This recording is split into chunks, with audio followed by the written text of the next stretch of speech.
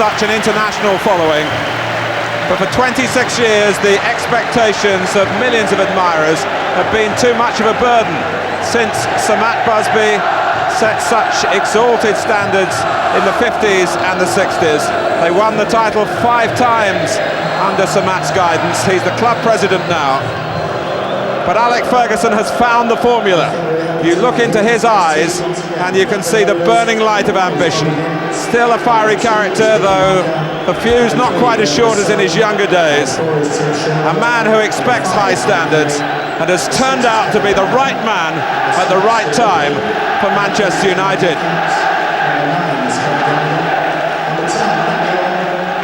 But while the overwhelming majority of those gathered here are light-headed, rightly caught up with the romance of Manchester United's marvellous season, Blackburn Rovers come now with an even greater steel to their mission if they could cash in on a lack of concentration from the champions tonight and go on to win their other 2 matches. They still stand a chance of finishing second. Alex Ferguson feels what has become recognised as his first choice side.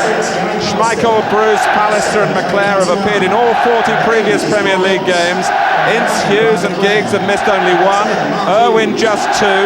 Parker and Sharp have been regulars since the autumn and their recoveries from long-term injury and illness. And Eric Cantona, such a shock signing at the end of November, turned out to be the final piece in the jigsaw.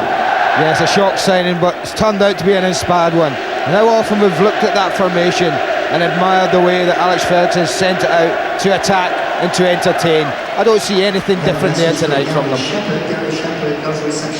Well, Blackburn are backed by 6 wins in their last 7 games, and their 2 recent recruits fitting in very quickly. Graham Lasso from Chelsea at left-back and Scottish international Kevin Gallagher, who's already contributed 4 goals since signing from Coventry. Kevin Moran, who missed the Republic of Ireland's World Cup international last week, is fit to return against his old club at the age of 37. But David Mays suffered whiplash in a car accident after training yesterday. Mark Atkins will play at right back, and Nicky Marker wins a midfield spot instead of Gordon Cowans,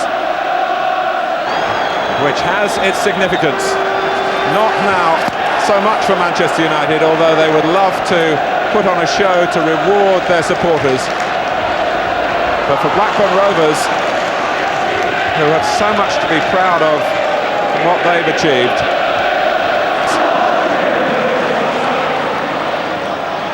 Sherwood running into trouble. Here's Hughes. Kevin Moran got a foot in. Moran deciding that he's got to try and see out the danger, but he hasn't been able to do that. Just too high for Sharp. So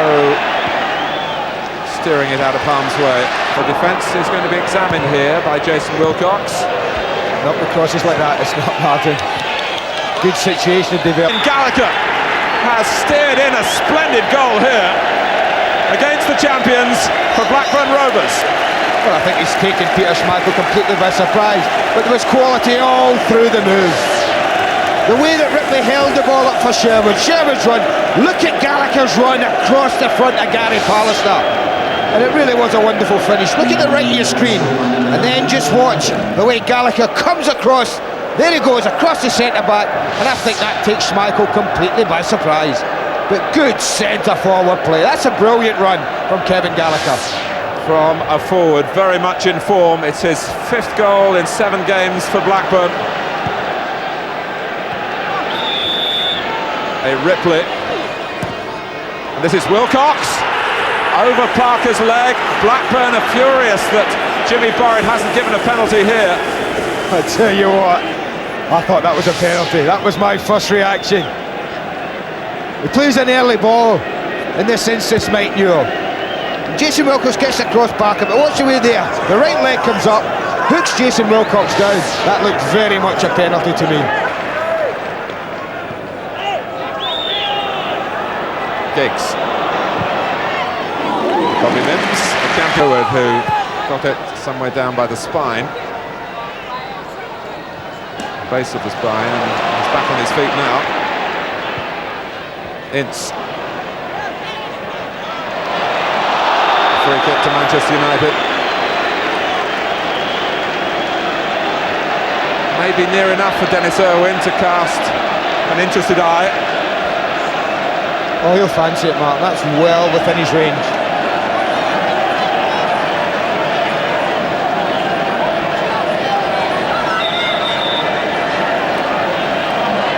Well, the problem for Bobby Mims is if the ball goes over the wall to the goalkeeper's right, to the left as we look. But it's Giggs who takes it to that side! And Mims, wherever it came from, didn't have it covered. Giggs gives a goal worthy of the occasion. It's 1-1. Well, they're all looking at Dennis Irwin. Up steps Ryan Giggs, and look at that for precision. He's got bend on it, enough bend, but it's the accuracy you have to admire. They don't come any better than that, they really don't. Magnificent free kick.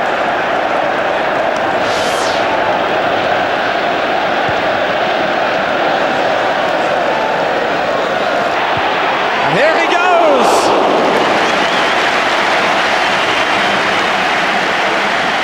Oh, and Giggs again.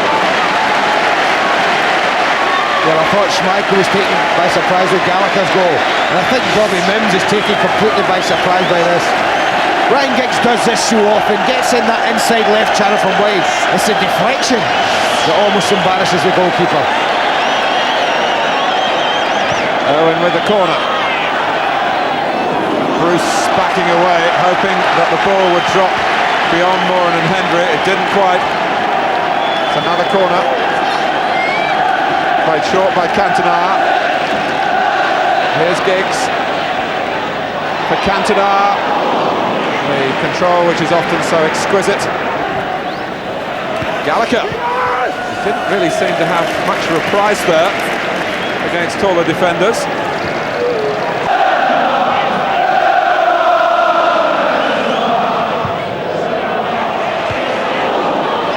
By McClare, Bruce, bit of juggling here, Sharp tries to steer it, and the fingertips of Mims stopped Manchester United taking the lead. Fabulous play from Steve Bruce, up there as a centre-back for a header, but the way he brought the ball down and teed up Lee Sharp, who picked his spot beautifully. But that's a fine save from Bobby Mims. 1-1 the score.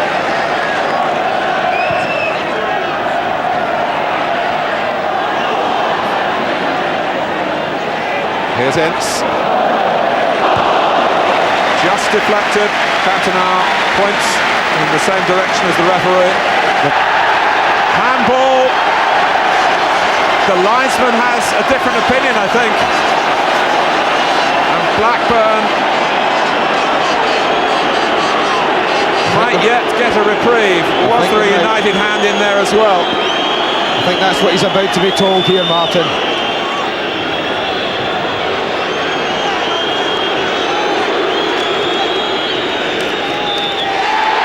Linesman Jim McGrath influencing Jimmy Borrett, and it's no penalty. Well, let's have another look. I think it's a dodgy one because this ball is just hammered into Steve Bruce. He can't do an awful lot about that. He really can't, Martin. And I've got some sympathy with Manchester United there. And Mike Neal's a lucky man. Although you blast the ball against someone's arm from close range, you don't immediately pick it up yourself in your own penalty area. And I think that's probably one of this special festival evening for United in his 12th year at the club, and he's come on from the bench for the 7th game in a row, and undoubtedly his know-how and at the latter stages of games his steel has helped Alec Ferguson and the players. They've only responded to hearsay about the great days of the Busby Babes, who seeks out the positions so astutely. Second, it was Gary Pallister and the length of the leg that preserved the parity for Manchester United. And it's Brian Robson. Ince tries, Cantona again. Well, if there was one thing to guarantee to bring the house down here, it would be a Robson goal. But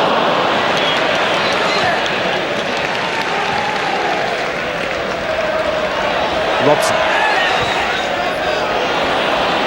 Oh, it almost came for Hughes. What a good touch from Kevin Moran, though. vital one as well. There you are. The credentials are there again. They kept the ball, they probed away, and Pindish Michael says, did you have any doubts? We are the best. Paul Ince, who's played this season, has been so splendid, and it's 2-1. It's fitting he should be on the end of this, but look at Cantona's vision again, and it's the weight of the pass. If it's half an ounce too heavy, Bobby Nims swallows the pass up, but it's sheer perfection. It's judged, it's just there, it's tempted Ince to go after it, and he's produced the perfect finish. Well, after Aston Villa's for one throw at Crystal Palace in the last game, but he could. Cantona, who created the goal that could well end up as the winner. But here's Robson, and the referee saw something from the other side of the pitch, looking along the line, but there was a goal. The crown is there to be received. Yes, he has them! Oh! The crown and glory! The inspiration right to the last kick. Well, I was right after all. But what a strike. Goodness me. If he hits him like that, they don't need Ryan Giggs and Dennis Irwin taking them. They'll just get the big man up from the back every time. Well, in front of goal, the only talk this season has been regarding Gary Pallister of the penalty miss in Moscow, when can hardly believe that it's happened. It's over. 3-1 the final score. Giggs got the first. Brian Robson came on for the second half. But it's about celebrations as well as scorers.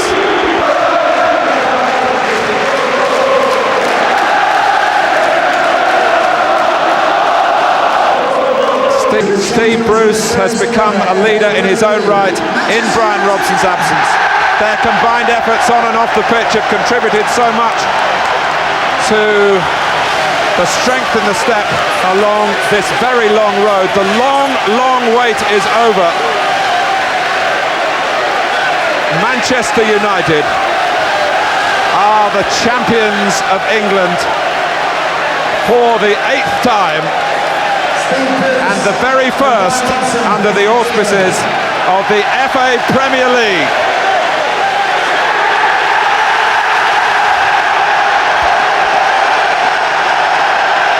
The ultimate accolade for all players, and to extend the theme heard so often here, this is the brightest side of life in football.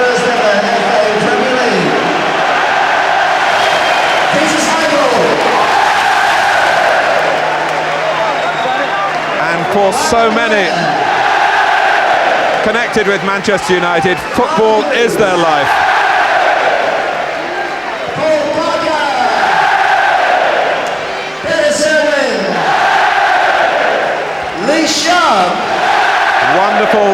Wonderful moments, and there can hardly be a dissenting voice up and down the land.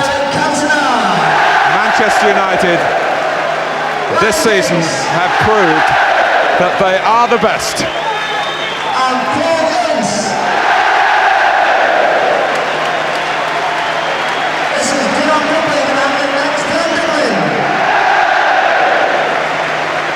With every passing year without the title, there was an extra weight to carry. But they've borne that weight.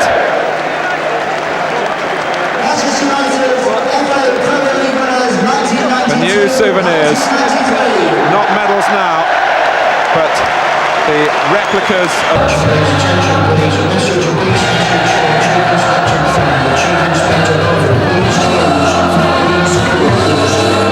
Let's pay tribute here to the behaviour of the Manchester United fans, who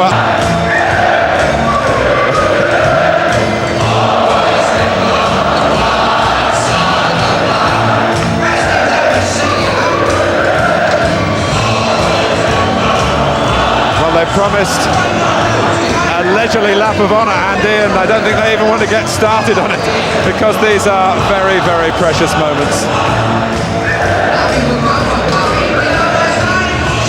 And once you've gone to the dressing room, although there'll be so much to reflect on during the summer, you don't get out here again with a trophy in your hand.